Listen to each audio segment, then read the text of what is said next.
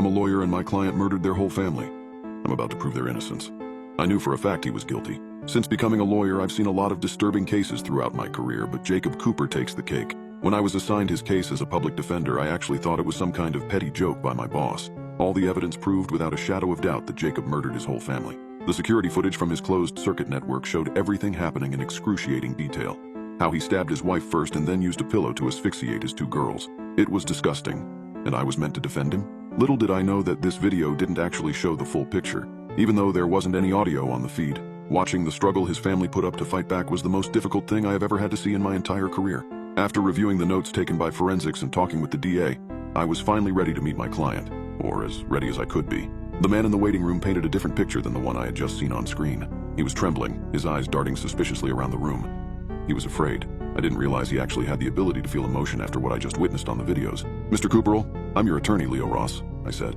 He was acting extremely jerky and overly cautious when he replied. "Thank God. I was starting to think this was a setup too. You're not wearing a wire, are you?" No, I can tell. You're safe." "Good. Maybe there's still time." "Slow down there, one thing at a time. Just what exactly are you talking about?" "I'm talking about my life, Mr. Ross. The state wants to lock me away for good, but if I do that, oh God, what will happen to them?" "You're not making any sense." "What will happen to who?" "My family. Dear God, I have to find them and save them." I must have stared at him for a good long minute before I finally answered back. "Mr. Cooper, your family is dead." No. That's exactly what they want you to think." "I'm telling you I'm innocent, Mr. Ross!" There was this dangerous, unhinged look in his eyes whenever he said this. I'm not quite sure why. Call it instinct or maybe those years of experience I touched on earlier. But when he said those 4 words, I wanted to believe him. I took out an audio recorder and sat down across from him. I asked him to explain in detail what happened that night. I was thinking his paranoia might get him to spill. I was so wrong.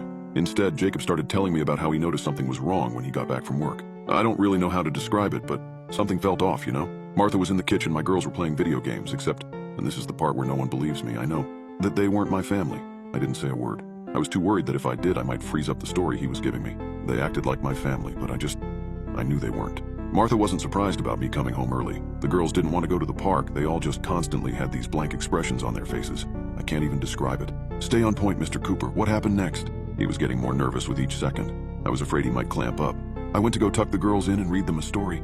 They said they loved me when it was over, but I swear they were watching me when I left the room." "Then you went to your bedroom." "I went to our room and spoke to the woman standing there in my room. I needed to know where my real family was. She stared at me and refused to cooperate. That's when I snapped. You know what happened. I grabbed her and shoved her to the bed, demanding I see my real wife. You don't believe me, do you? I must admit that is quite a fantastical series of events. But if you want my support, if what you are saying is true, then I need some sort of evidence." My client looked desperate to provide me with some means of believing his insane conspiracy, and then a look of realization crossed his face. He pulled out a ring from his pocket and pushed it into my palm. "Martha's wedding ring. It didn't fit on her finger. The imposter, I mean. It was too small," he proclaimed as he was taken away. Something about his demeanor told me that in his mind he thought he had done the right thing. If so, then it changed everything about this case. So I called up a friend of mine that works at the county morgue to get a chance to see the bodies up close. When I got there, the 3 were nearly unrecognizable because of the way Jacob had beaten and brutalized them. This seemed more and more like a vicious and premeditated murder. Guy was pretty smart. Bashing the skulls in to break the teeth messes up the dental match. And then his wife's fingers. That just shows what a sicko he is. Her fingers? Yeah. The psychopath cut her skin off near the tip to avoid fingerprint recognition. I mean, if it hadn't been for the video surveillance, I wouldn't even know who these corpses belonged to. I fidgeted with the ring in my finger. "Can I try something?" "Sure, just be delicate. I got funeral services coming first thing in the morning." I nodded and tried to slip the ring on the woman's finger. It didn't fit. Could it be that somehow Jacob was telling the truth about this? "Did you check the girls for fingerprints?"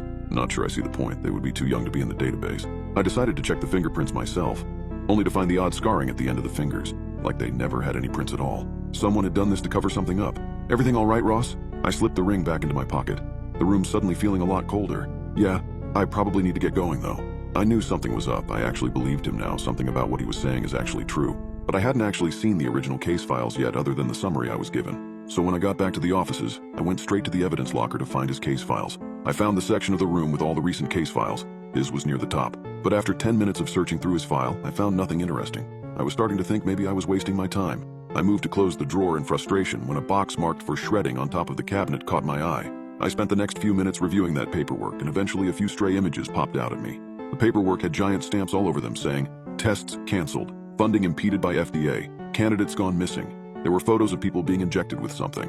Then there were others showing the same people being placed in body bags. I picked up the last one and saw a news article on a small clinic that was being investigated.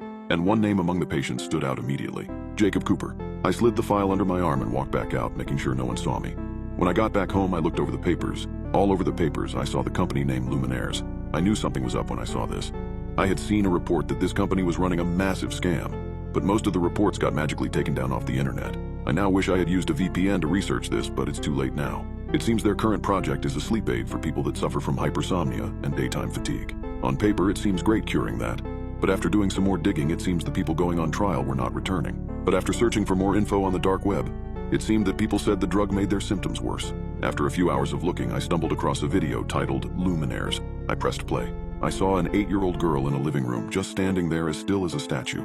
Whoever was holding the camera called out her name. "Melody, sweetie, talk to me." But the girl didn't answer. I watched in morbid fascination as the girl picked up some of her toys and then used one and started to smash it against her face. The parent rushed to grab it away, and then another female figure snatched the girl up before she could use another toy as a blunt instrument. The girl started scratching and clawing almost like a wild animal. The parent started talking. "I don't know what to do anymore. She's been brainwashed ever since she visited that Luminaire's place and got given drugs." The clip ended and I started controlling my breathing, trying not to hyperventilate. Luminaires, of course, denied any side effects. They say they drug took away Melody's condition, and of course they have enough paperwork and lawyers to make it all perfectly legal. I knew I had to work out what was going on in there somehow, but they would never permit a police sweep without any evidence. So my only other choice? Go in there pretending to be a patient. I told my colleague Fitzgerald about my plan, and he called me insane. But I made an appointment and completely disguised myself, buying colored contact lenses, hair dye, weird clothes, all to look like a legitimate patient. I knew this could go horribly wrong, but after perfecting a Boston accent, I walked into the giant building. "Can I help you, sir?" the receptionist asked as she adjusted her glasses. "Yes, my name is Johnny Craig. I have a reservation with Dr. Thornton," I told her. "Mr. Craig, this way, please," the receptionist said a few moments later, using her employee badge to guide me to another room. "Hello, Johnny, I'm Dr. Nina Thornton. I understand that you are interested in our new program?" she asked as she began to check my vitals. "How long have you had your symptoms?" she asked casually. I gave her a generic answer and produced generic results. I had read enough of their testimonials on the website to know the right things to say. This is actually where I became extremely nervous. I knew now that the chances of this drug harming me were very high. It was meant to cause me harm so they could siphon money.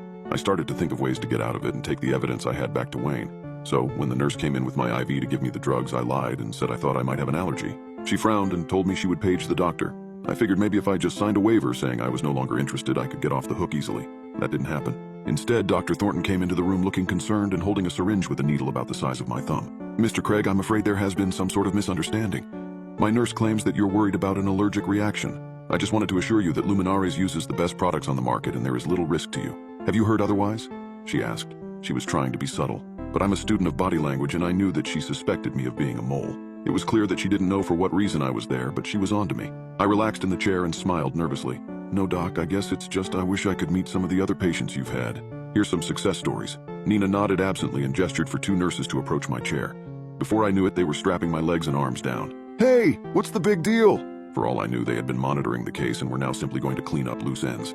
She plunged the needle in. I tensed up and I felt my body begin to jerk. "Listen to me, I'm refusing treatment. If you do this now, I'll sue," I stammered. The older woman paused at the door, giving me a look that was as cold as ice. "Well, it's a good thing that you have a good lawyer, Mr. Ross," Nina said as she gave me one final look and left the room. There was no denying it now. They were trying to unalive me. Slowly the medicine began to drip and slide into my bloodstream. I hate to even describe the experience of what their drug did to me. I truthfully at the time had no clue what the dosage was or what the intent was meant to be, but I felt like I needed to vomit or urinate all at once. I was in and out of consciousness at least 7 times that I can rightly remember. All I knew for sure is that I was convinced I was going to die here, and that no one would ever even guess why. Then, as I heeded another blackout, there was one shining ray of hope. I saw a figure moving toward the edge of the hallway. It was a man and he was raising his voice to the staff. Then 10 minutes later I found myself being escorted out of the room to a waiting area.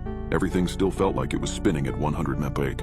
The man approached me and gave me a throw-up bucket as I lurched over and started dry heaving. "You are by far the biggest idiot I have ever met, Ross," a voice said as my vision started to clear. It was Fitzgerald, my colleague. "Please tell me that you're not a hallucination," I muttered. He slapped me. "That feel real enough?" I saw a sea of police and paramedics storm in the room. I might just have been saved and managed to actually prove that my client didn't do it.